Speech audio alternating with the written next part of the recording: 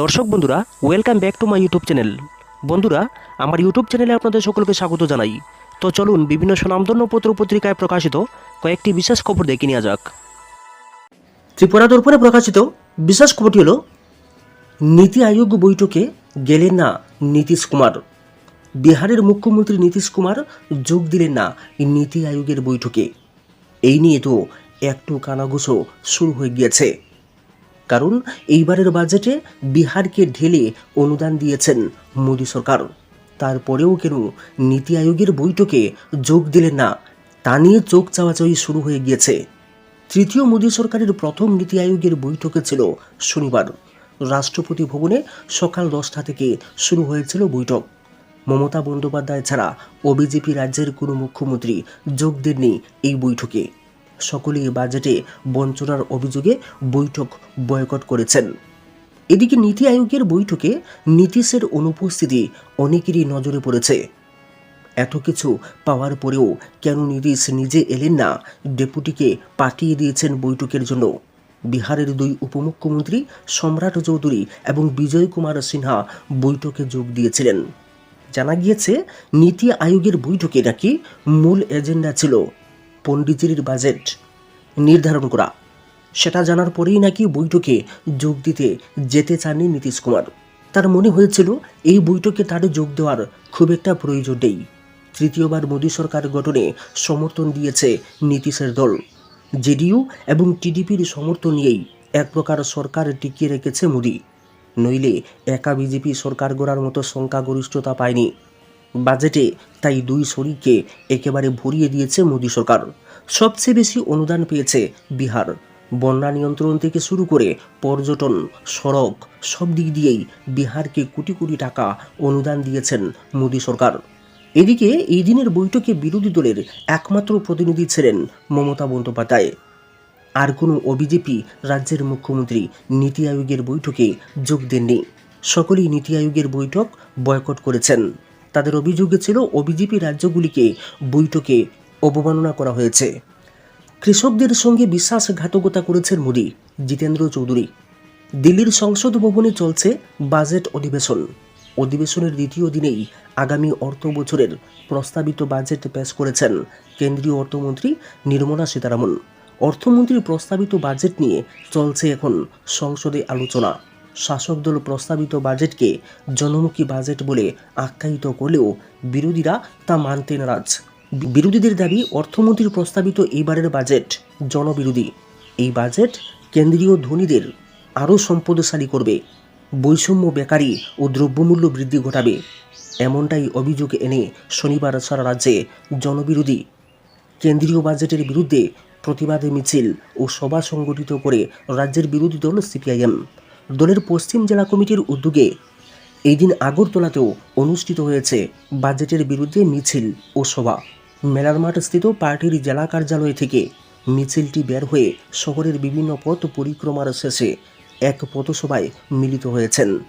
মিছিলে পা রাখলেন সিপিআইএম রাজ্য সম্পাদক, রাজ্য বিধানসভার বিরোধী দলনেতা জিতেন্দ্র চৌধুরী, পার্টির সম্পাদক মণ্ডলীর সদস্য মানিক দে, শঙ্কর প্রসাদ দত্ত, পবিত্র কর, রাধাচরণ দেববর্মা, পার্টির জেলা সম্পাদক রতন দাস সহ আরও অনেকে। সমাবেশে প্রধান বক্তা সিপিআইএম রাজ্য সম্পাদক জিতেন্দ্র চৌধুরী বলেছেন, কেন্দ্রীয় বাজেট পুরোপুরিভাবে জনবিরোধী এবং কৃষক বিরোধী। প্রধানমন্ত্রী মোদী সাম্প্রতিক লোকসভা নির্বাচনের আগে প্রতিশ্রুতি দিয়েছিলেন, পুনরায় তিনি নির্বাচিত হলে তার সরকারের প্রথম কাজ হবে MS স্বামীনাথনের সুপারিশ অনুযায়ী কৃষকদের উৎপন্ন ফসলের ন্যায্য দাম সুনিশ্চিত করবেন। শ্রী চৌধুরী বলেছেন, তৃতীয়বারের মতো সরকারে এসে নরেন্দ্র মোদী দেশের অন্নদাতা কৃষকদের সঙ্গে চরম বিশ্বাসঘাতকতা করেছেন। সমাবেশে এছাড়াও বক্তব্য রেখেছেন রাজ্য সম্পাদক মণ্ডলীর সদস্য পবিত্র কর ও সিপিআইএম পশ্চিম জেলা সম্পাদক রতন দাস। সমাবেশে সভাপতিত্ব করেছেন মানিক দে। উদয়পুর প্রতিনিধির সংযোজন। লোকসভায় কেন্দ্রীয় অর্থমন্ত্রীর প্রস্তাবিত বাজেটের প্রতিবাদ জানিয়ে রাজ্যেও চলছে বামপন্থীদের নানা কর্মসূচি। প্রায় প্রতিদিনের রাজ্যে কোনো না কোনো এলাকায় প্রস্তাবিত বাজেটের বিরোধিতা করে রাস্তায় নামছেন বামপন্থী কর্মীরা। সিপিআইএম উদয়পুর মহকুমা কমিটির উদ্যোগেও বাজেটের বিরুদ্ধে সংগঠিত করে প্রতিবাদ মিছিল ও জমায়েত। সিপিআইএম উদয়পুর মহকুমা কমিটির উদ্যোগে আয়োজিত প্রতিবাদ মিছিল বের হয়েছে শনিবার উদয়পুর শহরে। এদিন প্রথমে জামতলা দলীয় অফিসের সামনে বাম কর্মীরা জমায়েত করেছেন। পরে দলীয় অফিসের সামনে থেকে একটি মিছিল বের হয়েছে উদয়পুর শহরে। দলীয় মিছিলটি শহরের নানা দিক পরিক্রমা করে পুনরায় জামতলা সিপিআইএম দলীয় অফিসের সামনে এসে মিছিল হয়েছে। পরে এক পথসভায় যোগ দিয়েছেন বাম কর্মী সমর্থকেরা। এই দিনের সভা থেকে প্রাক্তন বামমন্ত্রী রতন ভৌমিক তীব্র আক্রমণ শানিয়েছেন কেন্দ্রের এনডিএ জোট সরকারকে। কেন্দ্রীয় সরকার একের পর এক যেভাবে কৃষকদের সারের ভর্তুকি কমিয়ে দিয়েছে, এই নিয়ে তীব্র আক্রমণ শানিয়েছেন তিনি। একই সাথে রাজ্য বিজেপি সরকারকে আক্রমণ করতে ছাড়েননি রতন ভৌমিক। একই সাথে বাম নেতা নিতাই বিশ্বাস আক্রমণ করেছেন প্রধানমন্ত্রী নরেন্দ্র মোদীকে। এদিন কেন্দ্রের বাজেটের উপর দীর্ঘ আলোচনায় একের পর এক এনডিএ জোট সরকার থেকে শুরু করে রাজ্য বিজেপিকে তুলোধুনো করেছেন বাম নেতৃত্বরা। এই দিনের মিছিল ও সভাকে কেন্দ্র করে বাম কর্মীদের স্বতঃস্ফূর্ততা দীর্ঘদিন পর দেখা গিয়েছে উদয়পুর শহরে। সোনামুড়া প্রতিনিধির সংযোজন। কেন্দ্রীয় সরকারের জনবিরোধী বাজেটের প্রতিবাদে আজ সোনামুড়ায় সিপিআইএম মহকুমা কমিটির উদ্যোগে হয়েছে এক প্রতিবাদ মিছিল ও পথসভা। এই দিনের পথসভায় উপস্থিত ছিলেন সিপিআইএম রাজ্য কমিটির অন্যতম সদস্য সোনামুড়া মহকুমা সম্পাদক রতন সাহা। তিনি বলেছেন, কেন্দ্রীয় সরকারের এই বাজেট সম্পূর্ণ জনবিরোধী। এই বাজেটে সাধারণ মানুষদের জন্য কোনো কিছুই নেই। যা রয়েছে পুঁজিপতিদের জন্য রয়েছে, না রয়েছে বেকারদের জন্য কিছু, না রয়েছে কৃষকদের জন্য কোনো কিছু। এমনিতেই দেশের অবস্থা বিপদজনক। চারিদিকে বেকারত্ব, মানুষের ক্রয় ক্ষমতা কমে গিয়েছে। দ্রব্যমূল্য বৃদ্ধির কারণে বহু মানুষ অভুক্ত হয়ে রাতে ঘুমাচ্ছেন।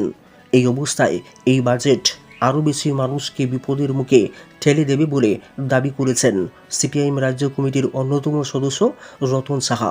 এদিন সোনামুড়া দলীয় কার্যালয় থেকে মিছিলটি বের হয়ে সোনামুড়া শহরের বিভিন্ন পথ পরিক্রমা করে স্থানীয় রবীন্দ্র চৌমুনিতে এসে পথসভায় মিলিত হয়েছেন। সিপিআইএমের ডাকা এই দিনের এই কর্মসূচিতে দলীয় কর্মী সমর্থকদের উপস্থিতি ছিল লক্ষণীয়। যোগাযোগ ব্যবস্থার উন্নয়নে গুরুত্ব আরোপ মুখ্যমন্ত্রীর। নীতি আয়োগের বৈঠক। জেরিয়াট্রিক ওয়ার্ড বন্ধ, পেনশনারদের উদ্বেগ।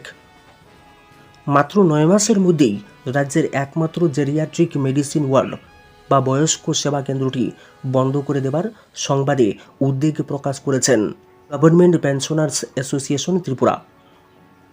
পেনশনারদের সংগঠন জিপিএটি উদ্বেগ প্রকাশ করে বলেছেন, সারা বিশ্বের মতো ত্রিপুরাতেও প্রবীণ নাগরিকের সংখ্যা ক্রমবর্ধমান, যাদের বেশিরভাগই নানা রকম বার্ধক্যজনিত রোগে ভুগছেন। এদের সুচিকিৎসার সুবিধার্থে গত 1 দশক ধরেই রাজ্যের হাসপাতালগুলিতে জেরিয়াট্রিক ওয়ার্ড চালু করার দাবি জানিয়ে আসছে জিপিএটি। গত বছরের 14 অক্টোবর কেন্দ্রীয় সরকারের অর্থ বরাদ্দে জিবি হাসপাতালে জয়ন্তী ওয়ার্ডে 30 শয্যা বিশিষ্ট আধুনিক চিকিৎসা পরিষেবাযুক্ত রিজিওনাল জেরিয়াট্রিক মেডিসিন ওয়ার্ড চালু করা হয়েছিল এবং নানা স্তরের 29 জন স্বাস্থ্যকর্মীও নিয়োগ করা হয়েছিল। জিপিএটি এই ভেবে আশ্বস্ত হয়েছিল যে পরবর্তী সময়ে জেলা ও মহকুমা হাসপাতালগুলিতে এই পরিষেবা সম্প্রসারিত হবে, কিন্তু অন্যান্য হাসপাতালের বার্ধক্যজনিত রোগের চিকিৎসার জন্য জেরিয়াট্রিক ওয়ার্ড সম্প্রসারণ তো দূরের কথা, জিবি হাসপাতালে চালু করা ওয়ার্ডটি গত সপ্তাহাধিক কাল বন্ধ করে রাখা হয়েছে এবং যে 29 জন স্বাস্থ্যকর্মীকে নিয়োগ করা হয়েছিল, গত 4 মাস তাদের বেতন দেওয়া হচ্ছে না। এই সংবাদটি ভয়াবহ রকমের উদ্বেগের ও প্রবীণদের অধিকারের পরিপন্থী। জিপিএটি ওই 29 জন স্বাস্থ্যকর্মীকে নিয়মিত বেতন প্রদান, রিজিওনাল জেরিয়াট্রিক মেডিসিন ওয়ার্ড বা আঞ্চলিক সেবা কেন্দ্রটি পুনরায় চালু করা এবং পর্যায়ক্রমে জেলা ও মহকুমা হাসপাতালগুলিতে বার্ধক্যজনিত চিকিৎসার সুযোগ সম্প্রসারণের জন্য রাজ্য সরকারের প্রতি অনুরোধ জানিয়েছে। একই সাথে আইজিএম হাসপাতালে অবস্থিত ত্রিপুরা ডেন্টাল কলেজ হাসপাতালে দাঁতের চিকিৎসার জন্য রোগীদের উপর ফিস আরোপ করে সম্প্রতি যে আদেশনামা জারি করা হয়েছে তার বিরোধিতা করে অবিলম্বে পূর্বের ন্যায় বিনামূল্যে দাঁতের চিকিৎসা পরিষেবা চালু করার দাবি জানিয়েছে জিপিএটি। ধর্মনগরের জটিল পরিস্থিতিতে পুর সদস্যদের নিরাপত্তা দাবি, চেয়ারম্যানের দাবিদার একাধিক। ধর্মনগর পৌর পরিষদ কাণ্ডে শাসক দলের অভ্যন্তরীণ রাজনীতি ক্রমশ অগ্নিগর্ভ পরিস্থিতির মধ্যে দাঁড়িয়েছে। সাধারণ মানুষ নয়, খোদ জনপ্রতিনিধিরাই নিরাপত্তাহীন হয়ে পড়েছেন। গতকাল যেভাবে পুর পরিষদের এক সদস্যকে হুমকি দেওয়া হয়েছে তা নিয়ে সাধারণ জনমানসে তুমুল প্রতিক্রিয়া সৃষ্টি হয়েছে। শাসক দল বিজেপির বিরুদ্ধে আম জনতার মধ্যে নেতিবাচক প্রভাব পড়ছে।